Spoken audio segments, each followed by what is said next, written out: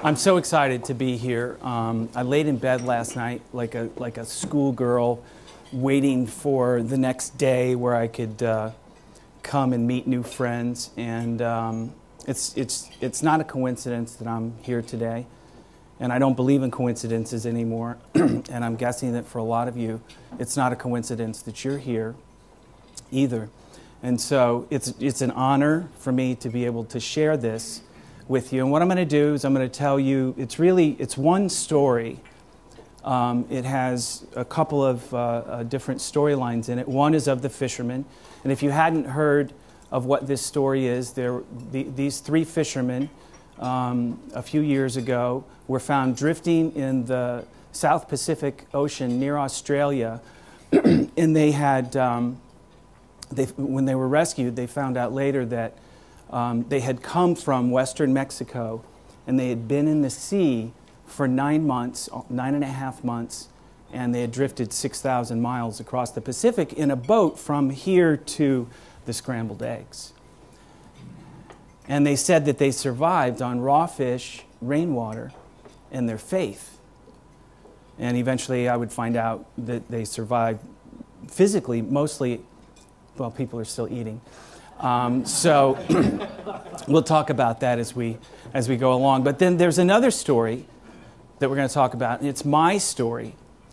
And the really cool thing that I get to do in sharing this is prompt sometimes as you're listening to it for you to hear your story within this. So I'm going to do this. I'm going to take us back to a time where as a studio executive, I worked for Columbia TriStar Television in their television division. And I found myself and my wife Carmen on my left, and my boss Barry and his wife Ginny on the red carpet at the Emmy Awards. And I'm just like a regular guy from a small town in Illinois. And for me to be on this red carpet was a million miles away from what I could expect from my life.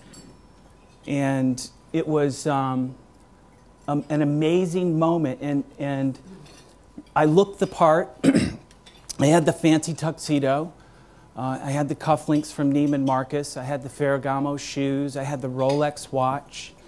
And so I was kind of playing the part as I strolled across the carpet. And I remember before we got out of the car, Barry saying to all of us, he said, okay, because he'd done this before, he said, okay, I want everybody just to slow down. You need to slow down and soak in this moment and take your time. Mostly because you're probably never going to get invited back here again. But just slow down. And what we'll do, because Barry was such a great strategist, he was always thinking about how he could make any situation work for the company, work for him. He said, what we'll do is we're going to find the most famous person here. If you see Tom Hanks, that's the one. And we're going to kind of nudge our way over there, and then I'm going to call the photographer from the Hollywood Reporter over, and he's going to take a picture of us with whoever that person is, and we're going to end up on the cover of the Hollywood Reporter the next day. And you can see we didn't make the Hollywood Reporter from this picture because, you know, there's no one famous. But I will tell you this. I just noticed this last night. She might be famous because that guy there was our publicist. So we got close. But here I was in this moment where I had made it. It should have been the pinnacle of everything in my life. I was there. I was on the red carpet. I'm rubbing elbows with, not in this picture, you know, cinematic royalty. And I couldn't take my time. All I could think about was how fast can I get across the red carpet into the Civic Center and hide. What I did was, and some of my former colleagues are here today, so they'll enjoy this too. What I did was I sold TV shows and feature films to local TV stations. And I had a 14-year career here, and we had some of the greatest shows ever made. It started with the Norman Lear Library, which some of you will remember. Maybe some of you won't. There's so many young people here, but All in the Family with Archie Bunker. And then the spin-offs from that show, which were Maude, The Jeffersons, Different Strokes was a spin-off, Facts of Life, Silver Spoons, Who's the Boss, 227. They were all spin-offs of that one show. So when the library that we had was just amazing. And then I had these shows, which were great shows. You know, lots of guys would like to be standing next to Pamela Anderson in that photo. And then I got to the really good shows, which were Married with Children and Designing Women and Mad About You and Just Shoot Me and News Radio. And then the big one, the big show that I got to sell was Seinfeld. And some people say that, you know, it's the greatest show ever. It's certainly the most valuable show ever, and it's a show about nothing. You know that if you're a fan of the show. But it's very much about something, because that asset to the company was probably close to $2.5 billion over its lifetime. And so I got to go places and do things and meet people, and I kind of loved it. And this wasn't a giant part of it, but we did get to do this. It was really kind of as close to show business as we could get. But it also led me to other places that just in a million years I could never imagine that I'd be standing in the White House one day shaking hands with the most powerful person in the world. And I want to just tell you a quick moment about this, because you can see the look on President Clinton's face here was because I'd asked him a question, and it's not what you're thinking. That's not the kind of question that I asked him. No, that's not it. But in this moment, we were standing in the receiving line, and Carmen was next to me, and I was thinking, what am I going to say to him? I mean, you can't just walk up to the president in the White House and say, "How's it going, dude?" I mean, you got to have something to say, and I didn't know what I was going to say. And so as I'm stepping closer and closer and closer, I remembered when we were syndicating Seinfeld in Miami Beach, I was staying at a hotel, and when I came back from a set of meetings that day, there was this activity in the lobby of the hotel that's unmistakable when you see it. It's guys in dark suits and sunglasses and earpieces, and everybody's serious.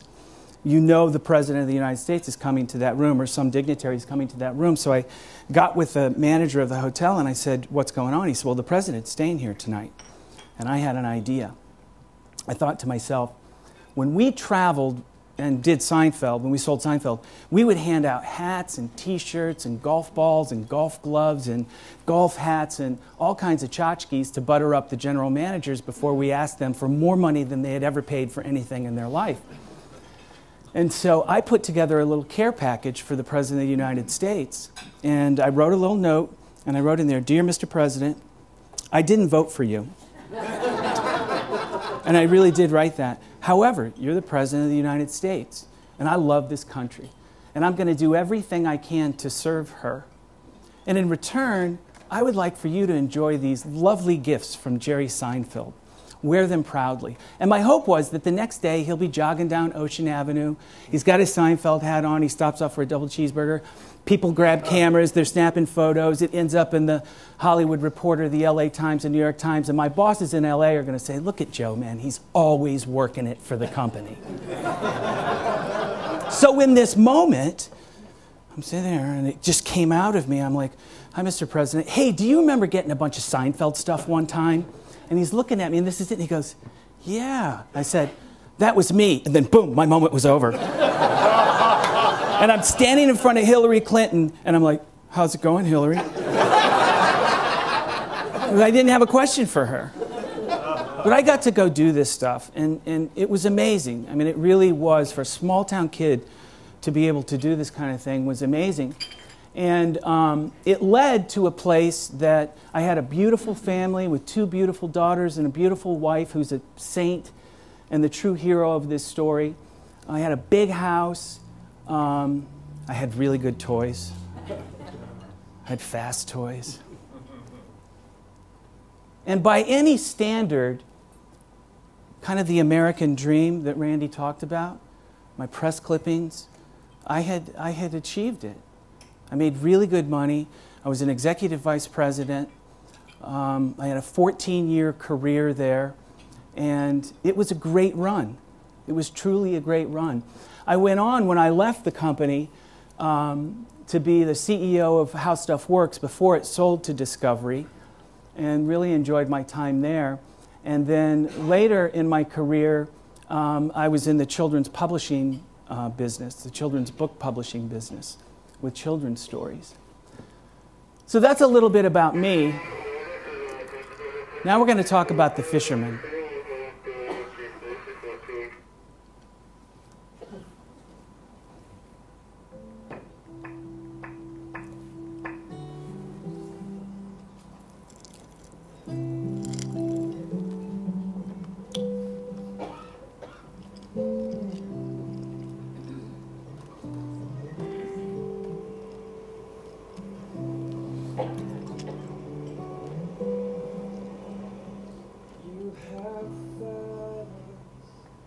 Salimos para las 6 de la mañana el día 28 de octubre.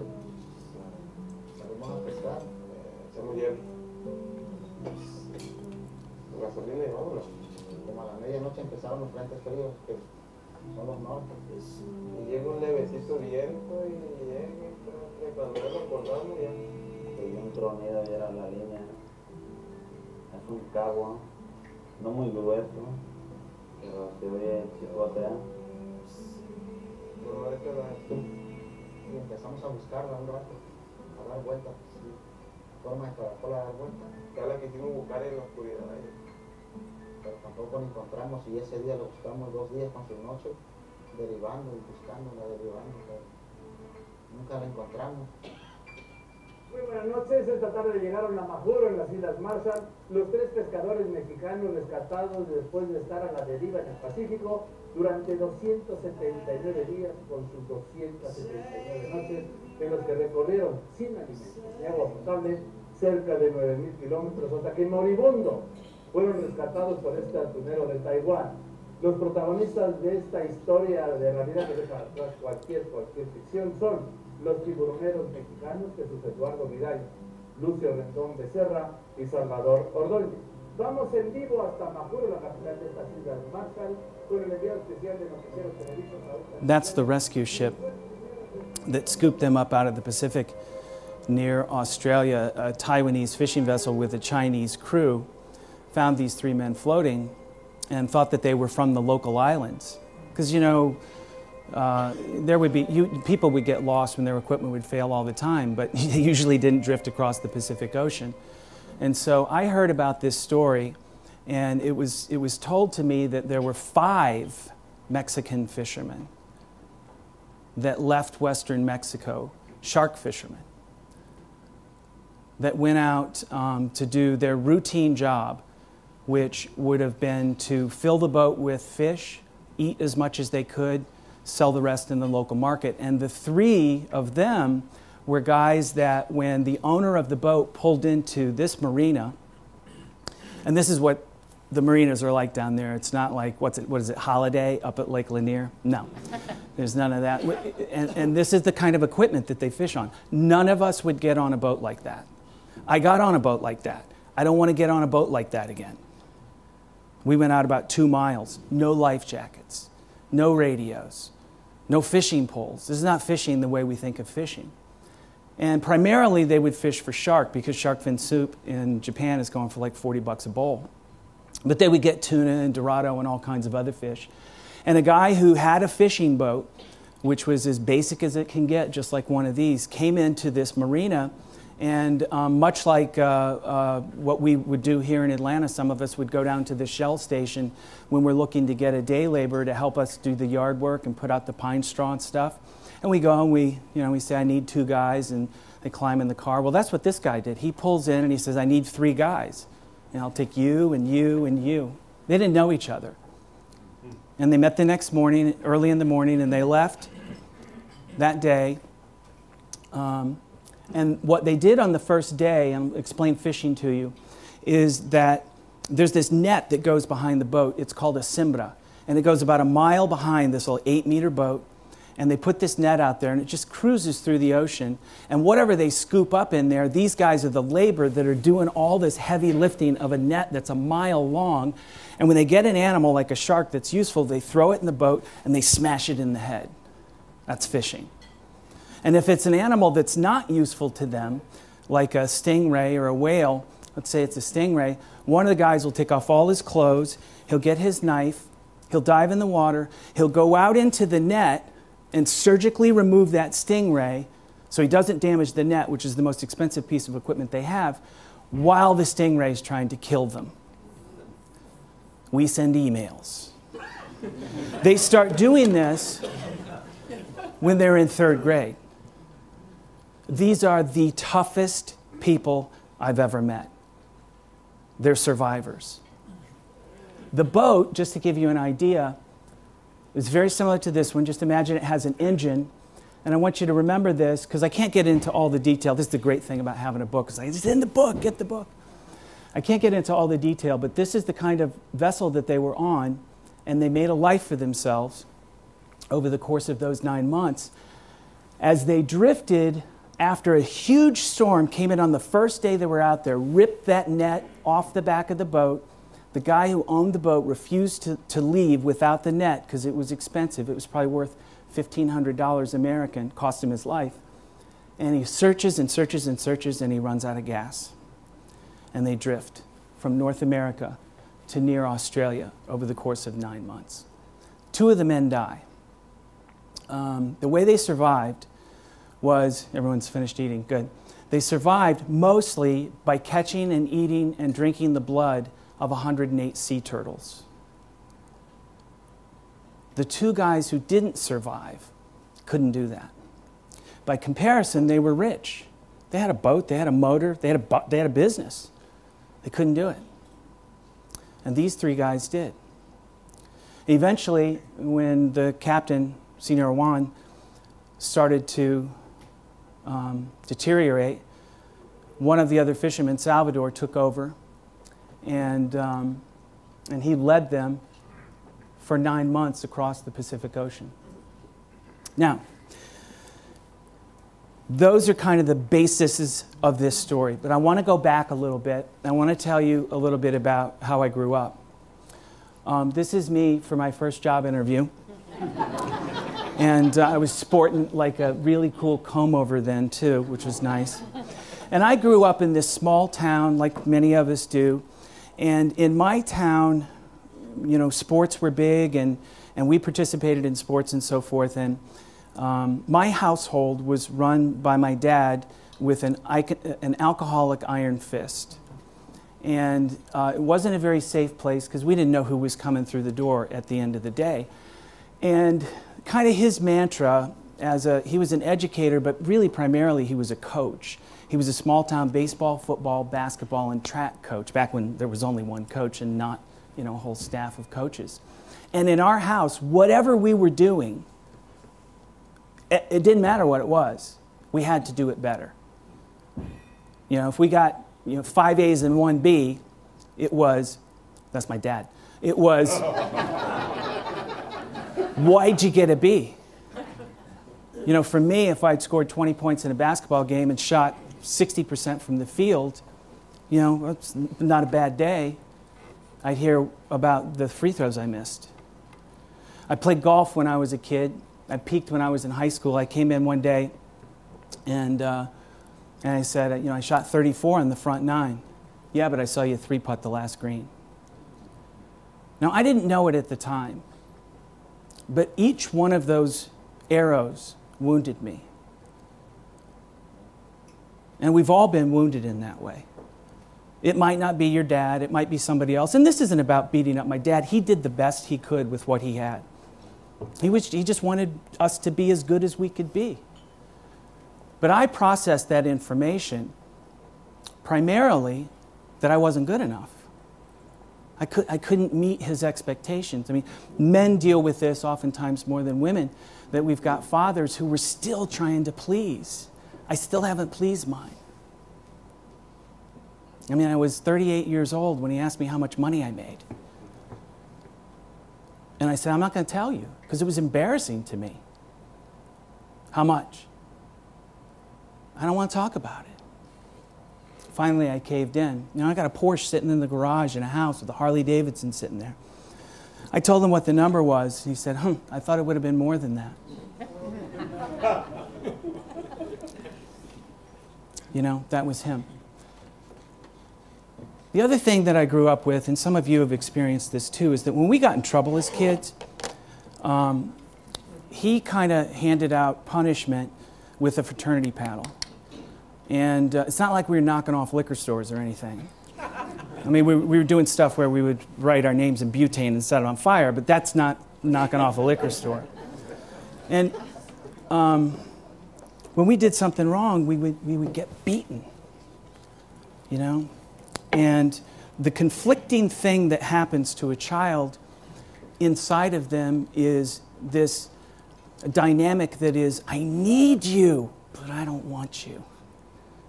I love you, but I hate you.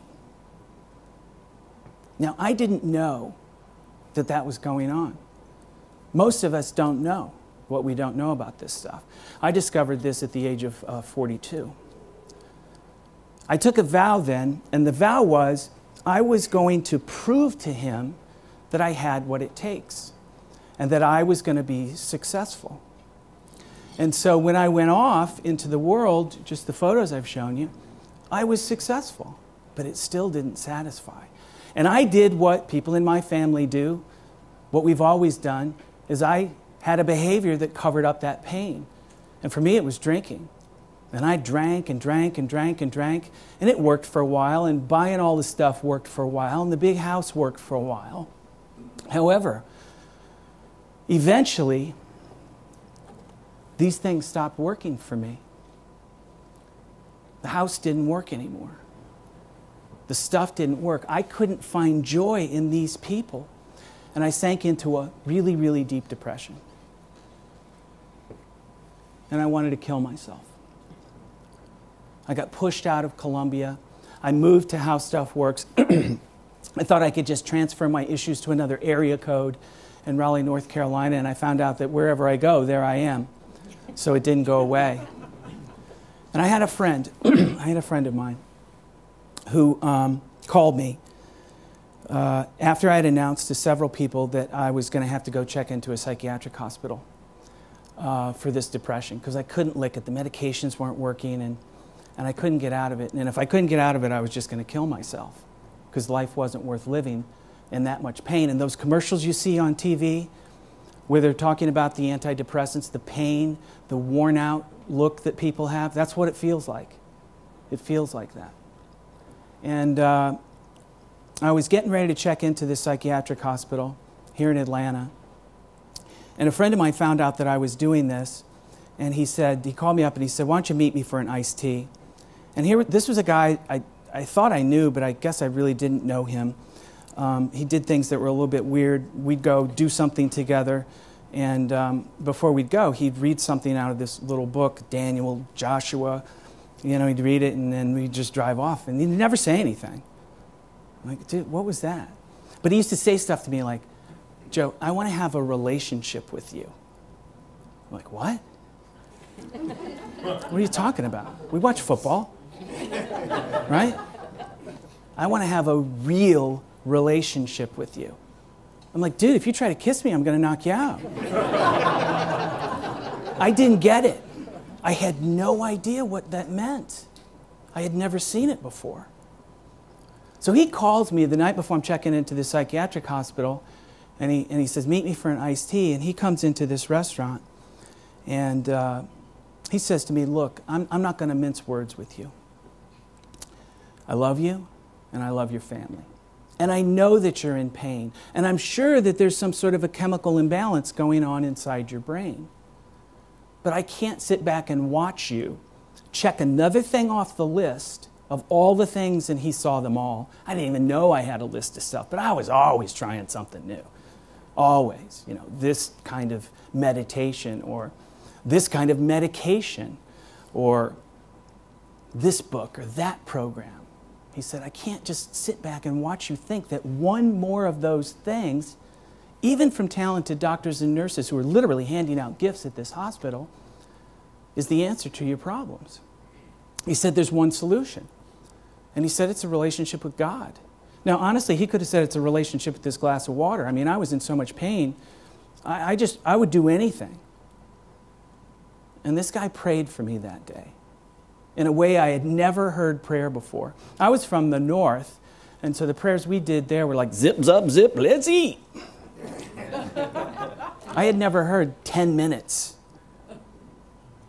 of a guy reaching down, begging for my life to be saved. And he was right. My life needed to be saved. I was literally going to die. I had doctors that saw me after this period of time in my life, and they were like, oh, Joe, I'm so glad to see you. Didn't think I'd ever see you again. Why? You didn't think I was coming back? He said, no, you weren't going to make it.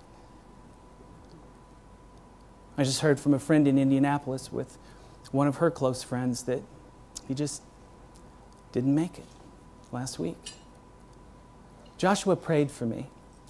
And the night before I was checking into this hospital, the last thing I remember saying or hoping was, please just let me die. And I went to sleep. By the way, I said yes to that prayer. I woke up and something had happened. In this night before I'm checking into the cuckoo's nest, I am filled with this amazing sense of peace and joy. I didn't know what it was. It literally felt like it filled me and filled me up to the top and started to flow out of me. And I was clueless, but all the pain was gone. Something had happened. I didn't know what it was, but I knew something had happened. I woke up Carmen. I said, honey, something's happened. She says, what? I said, I think God's just rescued me. She said, what do you mean? I said, I'm going to be okay. We're going to be okay. The kids are going to be okay. The pain is gone. I'm filled with joy like I've never felt before. She said, what do you think it is? I said, I don't know. What do you think it is? You're Catholic. That's why I woke you up. It's in your book, right? In an instant, and I don't know how this happens, I knew something had happened because my addictions were immediately taken from me. I quit swearing, and there are some guys over here that can testify to my ability to put together an amazing swear sentence. You're an artist. And it just didn't come out of me anymore. It wasn't me trying not to, it was just gone. I noticed that I wanted to serve people. I was reacting less on what the influence the world was having on me and how it affected me and what it was doing to me than what I could do for the world. And it flowed out in the form of serving people. In whatever way that is, getting coffee, it didn't matter to me. I just wanted to serve. And then there are other things that happened, but this one's really kind of weird and people in my family aren't happy about it. But I started to obey the traffic laws. I couldn't speed anymore. It was very strange. I didn't get that. But no right turn on red. I'm sitting there at the red light. Cars are honking. I couldn't turn. They don't like me not speeding. Then I heard about this story about 2 years later because I'd been praying every day just to be doing what it is I'm supposed to be doing with my life. And a woman introduced me to this story, and I was standing in my living room 2 days after that explaining to my wife why I couldn't help her the next week because I had to go to Mexico. Why do you have to go to Mexico? I said, you know that story about the Mexican fisherman I told you about? There's something about that. She said, where are you going to go? I'm like, I don't know. Who are you going to talk to? Well, I haven't figured that out yet. How are you going to talk to them? You don't speak Spanish. I'm not sure. When you coming home? I don't know. Are you taking your medication? I said, honey, look, it's not that. I know, it seems like this is crazy, but this is prompting me, it's pulling me, it's tugging me. I didn't understand it. And I hopped on an airplane and I flew to Mexico. There it is. And during this time, you got to get the book because all the details are in here, but during this time, I met these amazing cast of characters, literally out of central casting. And this was a cast of characters that helped me along the way to figure out how I could meet the fishermen and tell their story, not just a story of survival, but a story of faith. And there was Armando, and there was Silverio, and there's Padre Pedro, And I'm literally, you know, if I showed you the photographs, you're like, that guy's an actor, right? You know? And there were a series of events that happened to me that I thought were coincidences. Several series of events. One was, I was in my hotel room after I'd spoken to this woman, Josefina, and she advised me to fly from Mexico City, because my whole plan on going to Mexico was, go to Mexico. I didn't have a second step.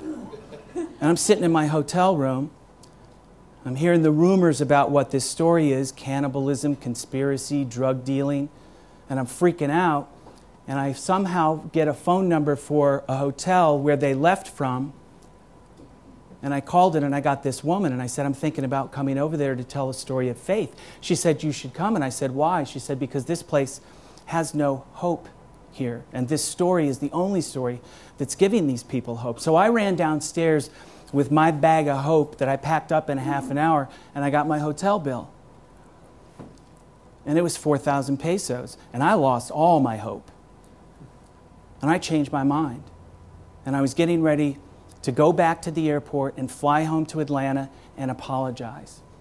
And I walked out to get in this taxi cab, ready to give up. And on the radio, in English, I'm not making this up. I'm not making it up. Why would I make up George Michael? Seriously. And then there were a series of other events, butterflies, people that showed up out of nowhere, nudges and promptings, magical first-class seats that appeared out of nowhere. And eventually, I was led to understand that I was supposed to be the guy to tell this story. That my life had been orchestrated to that point in order to tell this story, and I ended up with the life rights to this story. Amazing. I've never done anything like this in my life. I came back. There was a little bit of press about this, mostly about the rumors. I wrote a movie about this, which I'm currently working on right now. And then I wrote this book.